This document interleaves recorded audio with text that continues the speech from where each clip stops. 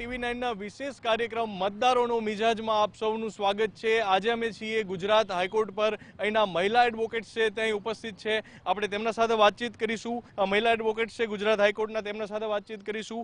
સૌપ્રથમ આપ જણાવો, આપને કયા મુદ્દાઓ લાગે છે જેના આધારે આપ વોટિંગ કરશો?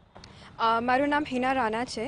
સો મને એવું લાગે છે કે અત્યાર સુધી જે બી ડેવલપમેન્ટ થયું છે આપણી સિટીમાં, આપણા સ્ટેટમાં, looking to that and considering those points, એ બધું જોઈને વિચારીને આપણે એ પ્રમાણે વોટિંગ કરવું જોઈએ। અને definitely we should exercise our rights of voting. આપ કયા મુદ્દાઓના આધારે વોટિંગ કરશો? मेरा ऐसा कोई पर्सनल व्यू नहीं है, बट मुझे ऐसा लगता है कि अगर वोटिंग करना है तो हमको सब चीज़ देखना पड़ेगा। कोई पॉलिटिकल पार्टी या फिर कोई नेता हमको बहुत बड़े आश्वासन दे रहा है तो उसके हिसाब से हमको अपना व्यू उसके हिसाब से नहीं रखना चाहिए। अपना एक पर्सनल वोट होना चाहिए, अपना एक पर्सनल मत होना चाहिए और उसके हिसाब से ही हमने वोट देना चाहिए। कोई बहुत बड़े हमको बोल रहा है कि ये ऐसा होगा, ऐसा ये सब चीज़ें नहीं करते हुए स्थिति क्या है, सत्य स्थिति क्या है, वो देख के हमने अपना वोट देना चाहिए।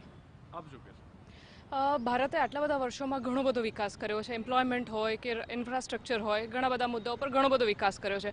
પણ જે રીતની ભારતની છબી આખી દુનિયામાં આજે ઉભરીને આવી છે, ભલે સર્જિકલ સ્ટ્રાઇક હોય કે એક ફીલ ગુડ ફેક્ટર હોય, જ્યારે આપણે બહાર જતા હતા ત્યારે કદાચ ભારતમાં નાગરિક છે એવું કહેતા શરમાતા હતા, એની જગ્યાએ આજે એવી એક જનરલ અભિવ્યક્તિ થઈ છે લોકોની કે સામે ચાલીને એમ કહે છે કે હું ભારતથી છું, હું નરેન્દ્ર મોદીના દેશથી છું। એટલે એ જે ફેક્ટર છે, જે ફીલ ગુડ ફેક્ટર છે, દુનિયામાં ભારતની જે છબી ઉભરીને આવી છે એના આધારે મતદાન થશે। આપ શું માનો છો, કયા મુદ્દાઓ છે? ઘણા મુદ્દા છે। અગત્યનો મુદ્દો એ છે કે આખો દેશ કેટલો આગળ વધી રહ્યો છે એ જોવાનું હોય। જે પણ પાર્ટી કંટ્રોલ કરતી હોય એ બધા ભારતવાસીઓનું જોઈને કરતી હોય। અને અગત્યનું એ છે કે બધાનો વિકાસ થઈ રહ્યો છે। કયા મુદ્દાઓના આધારે આપ વોટિંગ કરશો? મહિલાઓ માટે રિઝર્વેશન છે એને આપ કેટલું મહત્વનું માની રહ્યા છો? એ મુદ્દો મારા મતે બહુ જ ઇમ્પોર્ટન્ટ છે, બિકોઝ વુમન્સ જે છે અત્યારે આપણને અનામત આપીને એ લોકો આપણને આગળ ચાન્સ આપે છે। So we should take a chance, અને એ બી બહુ જ ઇમ્પોર્ટન્ટ ઇશ્યુ છે for woman. So we'll vote accordingly to that. દેશમાં મહિલાઓની સેફટીને લઈને સમસ્યાઓ અથવા બીજા કોઈ પ્રશ્નો છે એવું આપ માની રહ્યા છો? હા, સમસ્યા તો દેશમાં આખા દેશનું જોવા જઈએ તો સમસ્યા તો છે જ, એટલે એને દૂર કરવી એ આપણો મેઇન પ્રાયોરિટી હોવી જોઈએ। એટલે કોઈ બી પાર્ટી જે બી આવે એને મેઇન ઇનિશિયેટિવ એનો લેવો જોઈએ કે આજે woman safety is more important. આપ શું કહેશો, કયા મુદ્દાઓના આધારે આપ વોટિંગ કરશો? I'll vote on the basis of tourism. હમણાં સ્ટેચ્યુ ઓફ યુનિટીના કારણે ઘણું બધું ટુરિઝમ વધ્યું છે, અને for women right for equality, right to education, freedom of speech and expression, એના બેઝ ઉપર હું વધારે વોટ કરીશ ને એને વધારે ઇમ્પોર્ટન્સ આપીશ। ટ્રાફિક રિલેટેડ, જેમ કે ટ્રાફિક કંટ્રોલ કરવું, હરેક પોલીસ ઇન્સ્પેક્ટર્સને બધા રૂલ્સ ફોલો કરાવવાના, અને એના બેઝ પર। દેશમાં તમે શું માનો છો, ચોકીદાર શબ્દ ઉપર ઘણી બધી બહેસ ચાલી રહી છે, ફક્ત આ એક જ મુદ્દો છે કે બીજા પણ મુદ્દાઓ છે દેશમાં જેના પર ખરેખર કામ કરવાની જરૂર છે? મુદ્દાઓ જોવા જઈએ તો ઘણા બધા છે। વુમન સેફટી છે, કે ઓવરઓલ ડેવલપમેન્ટ છે, કે ઇન્ફ્રાસ્ટ્રક્ચર છે, કે બેકવર્ડ પછાત જે એરિયા છે એનું અપલિફ્ટમેન્ટ છે, ઘણા બધા એરિયાઝ છે। પણ ઓવરઓલ અત્યારે ઇલેક્શન પર તો જોવા જઈએ તો આપણા પર્સનલ બેનિફિટ્સમાં ધ્યાનમાં બી રાખીએ, પ્લસ દેશનો વિકાસ કે કોણ કરશે અને કેવી રીતે કરશે એ બી ધ્યાનમાં રાખીને વોટ થવો જોઈએ। આપ શું કહેશો? હું એવું માનું છું કે જે ન્યૂ ઇન્ડિયા જે ચાલુ થયું છે તે હોવું જોઈએ, અને એનાથી ઘણો બધો ફાયદો થાય છે। વોટ આપવો જોઈએ, it is our right and we should all make our vote count.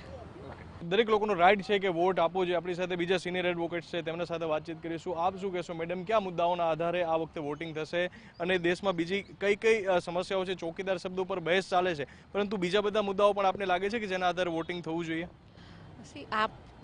ચોકીદારનો તો એક પોલિટિકલ મુદ્દો છે, પણ જ્યારે અમે લોકો we are citizens of India, તો અમે તો એ એડવોકેટ તરીકે હું તો એ જ કહીશ કે બંધારણને મહત્ત્વ આપવું જોઈએ, જ્યુડિશરી આગળ આવે, અને જે આમ લોકોના જે ડે ટુ ડે પ્રોબ્લેમ્સ છે એને રિડ્રેસલ મળે। પોલિટિકલ પાર્ટીઝને ક્યાં એ લોકોના લેવલ છે એની સાથે અમારે we are not concerned as citizens.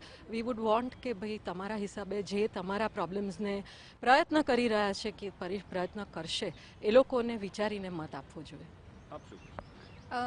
મારું મતદાન માટેનું એક જ પેલું છે કે ડેવલપમેન્ટ નહીં ખાલી, પણ જે સસ્ટેનેબલ ડેવલપમેન્ટ થાય, જે પાર્ટી સસ્ટેનેબલ ડેવલપમેન્ટ કરાવી શકતી હોય એવી પાર્ટીને હું મત આપીશ।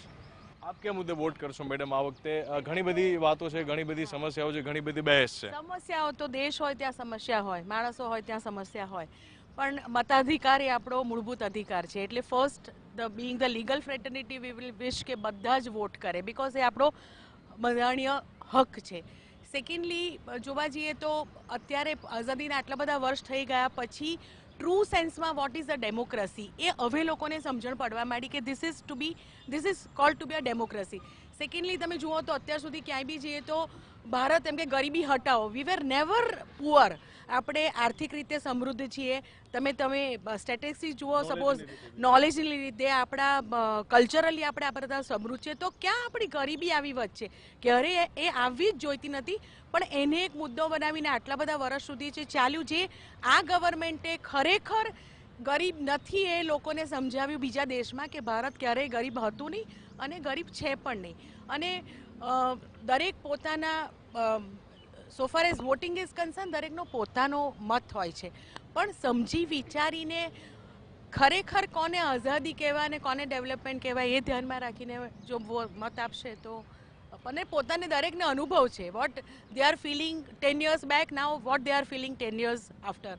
સો એ આધારે મત આપશે તો ચોક્કસ દેશનું સારું. તમે યુવા એડવોકેટ છો, કયા મુદ્દાઓના આધારે તમે વોટિંગ કરશો? શિવાની બેને કીધું કે આજે તમે વર્લ્ડમાં ગમે ત્યાં બી જાઓ છો ત્યાં આખા બધા મોદીના લીધે ભારતને ઓળખે છે. આ સરકારે એટલું તો ડેવલપમેન્ટ ને એટલું તો આગળ વધાર્યું છે કે જેના લીધે આખો દેશ ઓળખતો થયો છે કે ભારતના વડાપ્રધાન આટલા સક્ષમ અને આટલા સારા છે. તો આઈ થિંક કે બધાએ વોટ કરવું જોઈએ for the development of the country.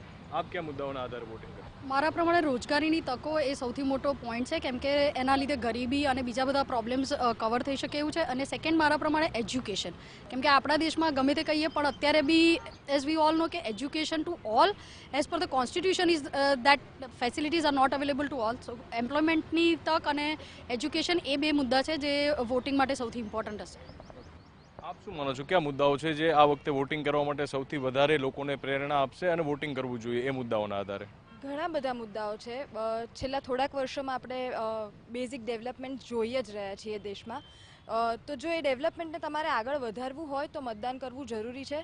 બીજું કે ઇફ યુ આર કમ્પ્લેનિંગ કે આ વસ્તુ નથી થતી, તમે વોટ નહીં કરો તો તમને કમ્પ્લેન કરવાનો અધિકાર નથી. એટલે સૌથી પહેલાં એના માટે તમારે મત આપવો પડશે. એના પછી તમે પાછળ જુઓ કે કેટલું ડેવલપમેન્ટ થાય છે. તો આ છે ગુજરાત હાઈકોર્ટ્સના મહિલા એડવોકેટ્સ, જેમનું કહેવું છે કે મતદાન કરવું તે ખૂબ જ જરૂરી છે, દરેક લોકોનો અધિકાર પણ છે અને દરેક લોકોએ ભલે પોતાના કોઈ પણ મુદ્દા હોય તેના આધારે વોટ કરે, પરંતુ વોટ દરેક લોકો કરે તે ખૂબ જ જરૂરી છે. કેમેરામેન મનીષ ત્રિવેદી સાથે હાર્દિક ભટ્ટ, TV9 અમદાવાદ.